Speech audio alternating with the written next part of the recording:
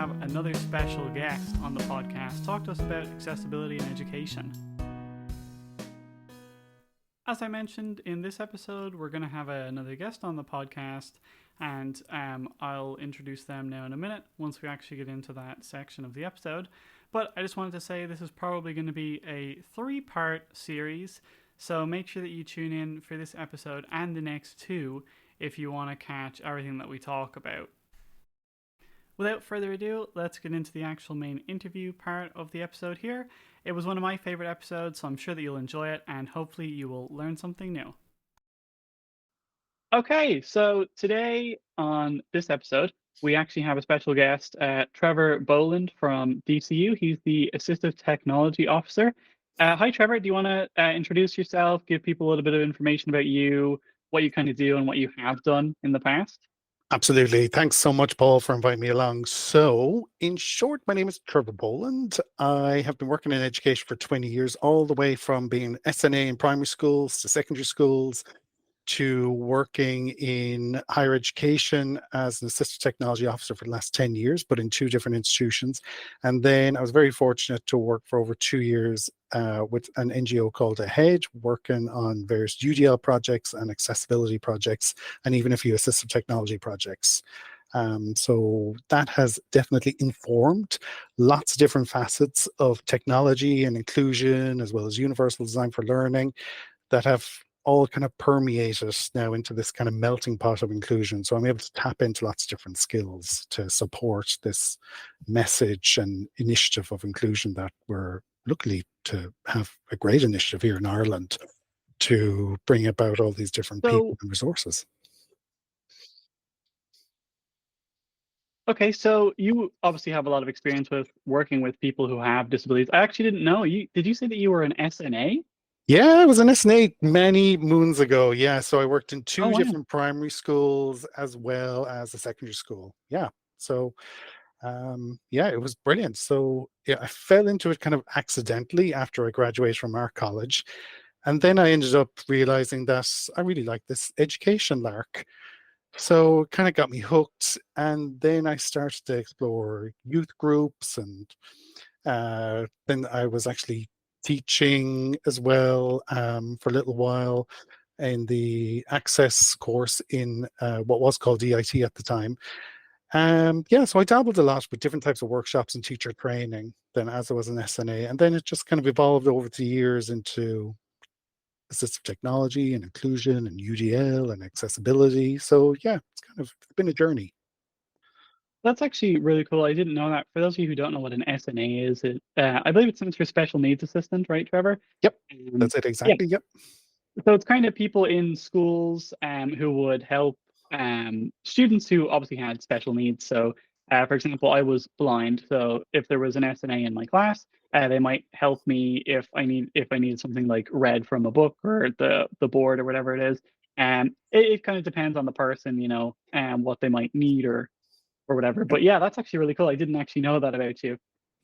So yeah, I mean that's great. You have a lot of experience from actually working directly with people who have disabilities, and obviously you still do. But I feel like it's in a different sense now, where you're an assistive technology officer. Obviously, it's a bit more on the technology side of things as opposed to kind of being kind of with the students all the time and helping them directly like that. Yeah. Yeah. So no, it's definitely very different, because I suppose as an SNA, you're dedicated to maybe 1 or 2 students, and they would have, certain types of disabilities or needs. But then as the ATA officer, then in higher education, we deal with all different types of disabilities.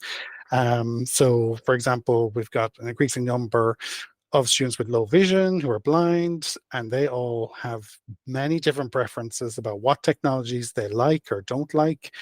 And then students who are either physically impaired, hearing impaired, or deaf in different ways, and then as well as students with autism, mental health challenges. So across the board, technology has a place in everyone's life. So it's kind of a case of trying to match different technologies that suit like someone's needs and helps them to thrive and, I suppose, be successful and help them feel good and promote belonging, really, is the key attribute of this assistive technology. Yeah.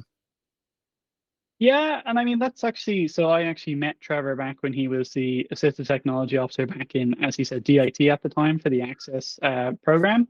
That's actually where I met Trevor, and I can tell you for certain that it honestly, like having a disability officer and assistive technology officer actually really does kind of help you. I suppose I don't want to say fit in college, but kinda, because it usually will help you be on a more kind of even playing field, if you will, with the other students. So it's not like, oh, there's Paul over there. He's like doing his own thing. Everybody else is doing something completely different, but he has to do, whatever because he can't do this. Um, they might help you find the piece of technology that'll help you take notes so that you can, be keeping up with people, or that will help you, do something else. So you can kind of participate, I feel like, in the classes better. You can do better in the course. I know for me, kind of using a lot of those resources was actually really helpful over the years. In DIT, I don't know, obviously, what it's like in other colleges, but I definitely know when I met Trevor, it was really helpful. And even just having somebody there that if you have any questions, you can ask is really, really helpful. Oh, Um, well, actually, I still mhm. remember the first day we met. Yeah, because it was in Mountjoy Square, and I think it was with your mother and Geraldine McGorkle, the disability officer at the time. And I remember you were so confident.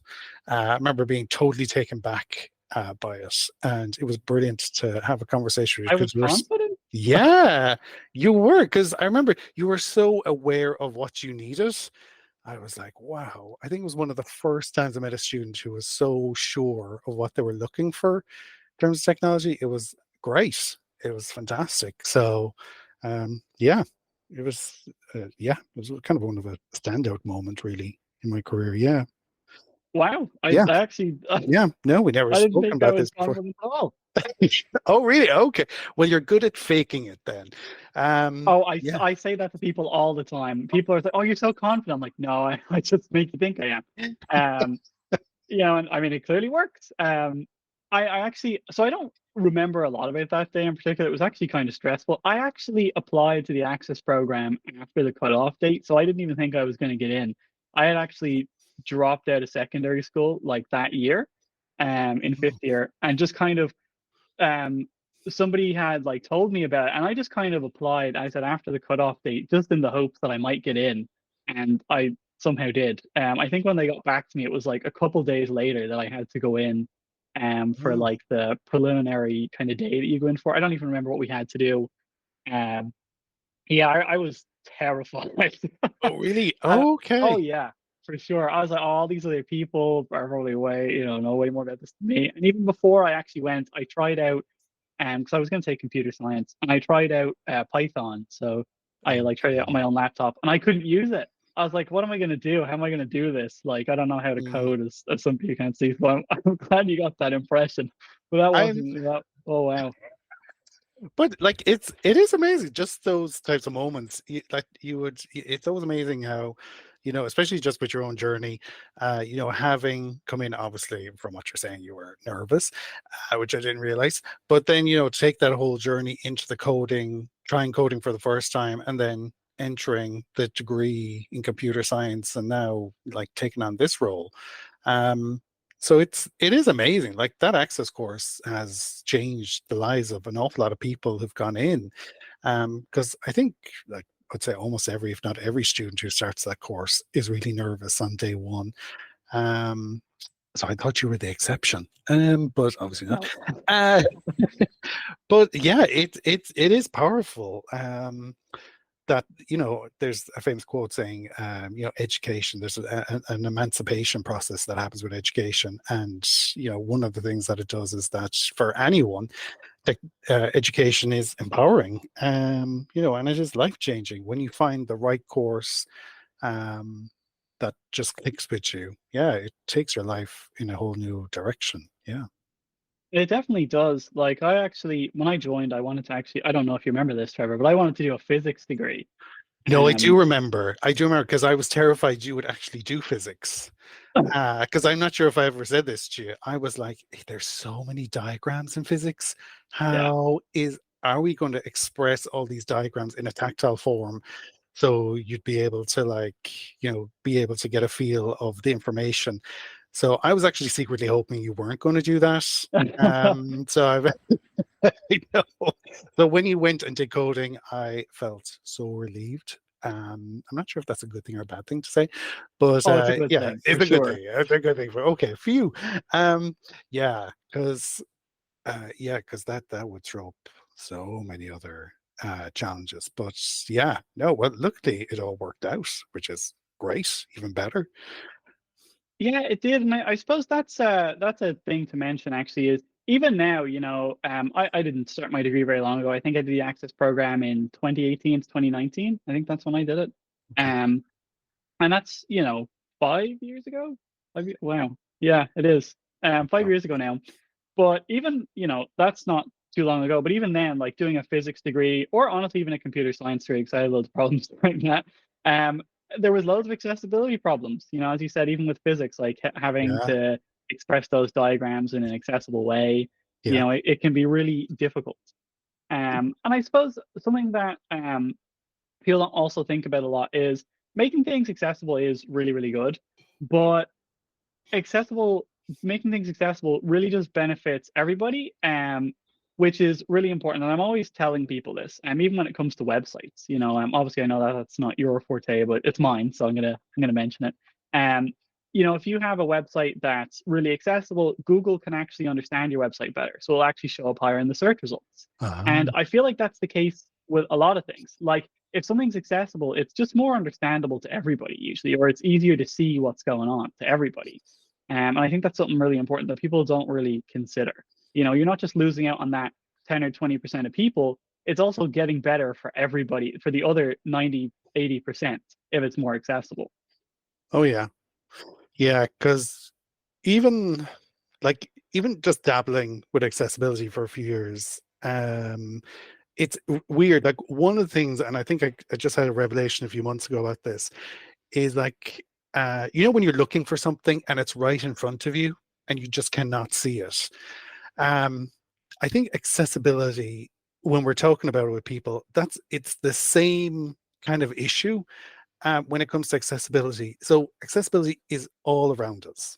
Like it is like in our, like even how our streets are created. So those curb cuts, say for example, in a pathway, so people can take their baby buggies like from one path across the road, go onto another path. Like that is Oh, yeah, it physical. exists. Yeah. Yeah, so like that's a physical type of accessibility, which again, the same principle, even though they were designed for what, baby buggies, the benefit people who are on like scooters, unfortunately, or wheelchairs.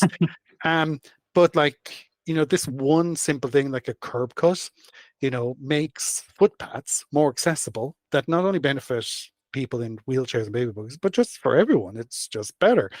So, like, digital accessibility is kind of like the same idea, because sometimes people think digital accessibility is quite abstract and they might struggle just to get like a mental picture of what the intention is of accessibility. So, I just find sometimes talking about a physical version of accessibility kind of causes a revelation for people, because then they realize that, oh, this thing that's been in front of them, like curb cuts, that they might have just taken for granted, and that these curb cuts originated because people with wheelchairs wanted to be able to access footpaths easily.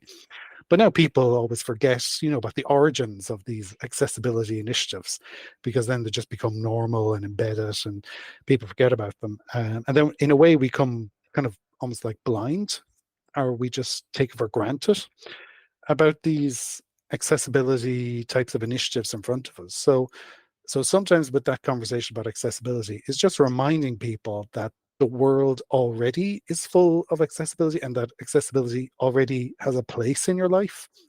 And now let's just expand on that concept or that awareness of accessibility and like talk about digital accessibility then. So finding those kind of gateways into people's lives where accessibility isn't this new concept, that it's already there in their consciousness, but just naming it brings it to the forefront, is really important.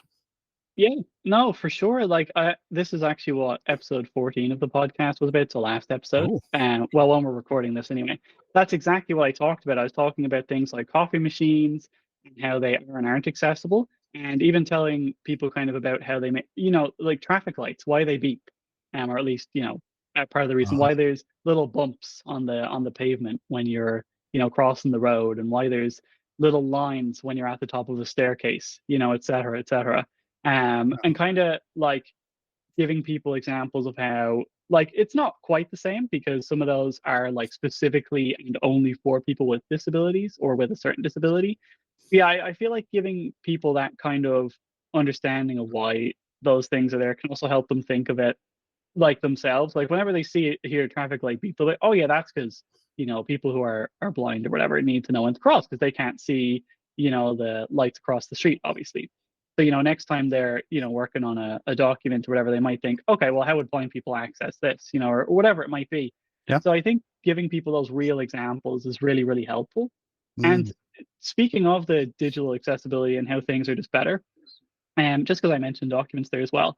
A big thing that I'm always talking about, and that I feel like you're always talking about too, Trevor, is using headings in things. And I may have even that, mentioned headings once or twice.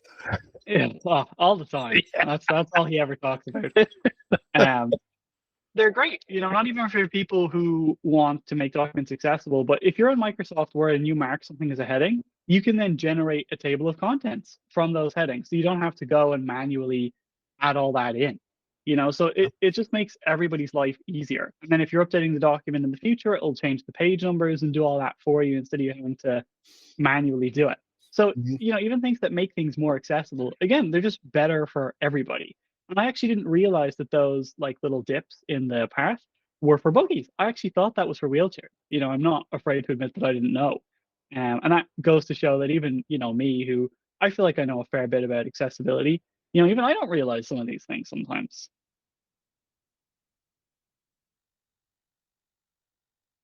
Yeah, no, absolutely. Good point. Because, yeah, like sometimes people have already done a lot of things with accessibility, but they just haven't, again, named it accessibility. Like the amount of students who have met who've either done a thesis or dissertation, and as part of the regular formatting, have inserted the heading styles. Because, when you insert the heading styles, that can automatically create, those chapter titles.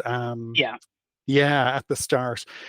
Like, so even though that's a time-saving device for people who, don't have to manually type in all the chapters at the start, it's actually, it's again, it's one of those pieces that's a revelation when they realize, oh, those heading styles that I did for my dissertation thesis or even PhD, like that's accessibility. Um, and then even one of the things that I do, and sometimes with groups that I work with, especially staff, is I go through the types of things that they actually already do that's considered accessibility. Like bullet points is a no-brainer.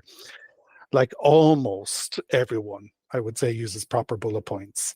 So then when we explain that, those are really good accessibility habits, and how people who use screen reading tools like NVDA and JAWS benefit from properly formatted bullet points, that again is a revelation for them, because they've never put the two and two together. Like headings for my dissertation and bullet points I use in documents are forms of accessibility. So sometimes it's, again, trying to take out the mystery or the stress of accessibility being this whole new alien thing that they've never encountered before, and that's going to require hours of new skills and time and dedicated training. So, like when you actually say, actually, you're doing a lot of accessibility techniques already, immediately you can feel the shoulders start to sink, that the stress kind of alleviates a little bit, because suddenly this whole topic of accessibility isn't as alien and as arduous as what they had maybe anticipated. Yeah, I mean, that's what I'm always telling people. Like, don't get me wrong, there are more complicated parts to accessibility. And especially if you're dealing with, things like websites and stuff like that, it can get a bit complicated, and even physical accessibility. If you're designing a building, I'm sure it can get pretty complicated sometimes. in terms of like planning things out correctly and giving everybody access and, whatever it might be. But a lot of it's pretty basic. I don't mean pretty basic as in you still need to go and learn all this stuff and do like, 1,000 hours in a course or anything like that. It's just simple things like, as you said, using proper bullet points. Like for me, I use NVDA, and when I enter a list, it will say, list 6 items. So, that's because you have 6 bullet points there. And NVDA knows, okay, well, there's 6 bullet points, so this list has 6 items. Even little things like that are really great for everybody, whether you are using a Yeah. screen reader or not, you know? Yeah, and even like, and then say, I suppose when I pitch my workshops to staff, then I talk about my own, say, dyslexia, and Mhm. then how bullet points benefit me. One of the things that maybe as an adult with dyslexia, I'm not always really excited at reading large amounts of text the whole time. But if someone has made bullet points that are succinct and to the point, like I certainly appreciate that.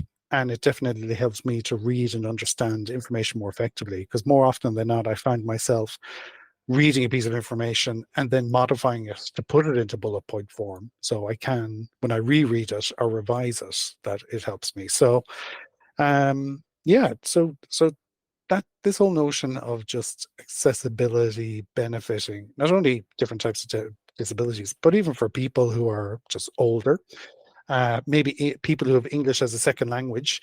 That's one of the things that seems to be cropping up is, Ireland's becoming more international. We have more diverse people living here who not only have English as a second, but maybe third or even a fourth language. So anything that helps us to basically help everyone with reading information more effectively, that is a win for all different types of students and people we have in Ireland. Yeah, no, it definitely is. Like even the way you'll have to word something, if you know that it might be read by non-native English speakers, then you're going to have to write it in a way that's very, explanatory and very, you're going to really have to explain things properly. Um, and obviously making it available in other languages too is really good. But even just the task of going through and making sure that it just makes sense. There's not Yeah, anything that you might not be sure of because of the context of the sentence. It's just good for everybody. yeah. And one thing I hear a lot is people are always worried about kind of the cost of this, or as I kind of said earlier, how difficult it is. I've contacted a few companies now, and I'll say that they've come back that, oh yeah, well, we have this accessibility plugin that we want to use in our website. We don't really want to like fix the issues ourselves because that would cost too much money. And I'm like, would it really cost you too much money to sit down for 10 minutes, go through your website and add some headings? Because Hmm. I really don't think it would. Instead of No, using this software that you're paying this much money for a month, that honestly, some of it doesn't work at all. Some of it works better than others. Like it doesn't have to be a big deal. Going through a document and adding alt text images doesn't have to take you hours, or adding headings to it or whatever it might be. It doesn't have to take ages or cost loads of money. And it's usually better than, a lot of the alternatives that you can kind of come up with. yeah.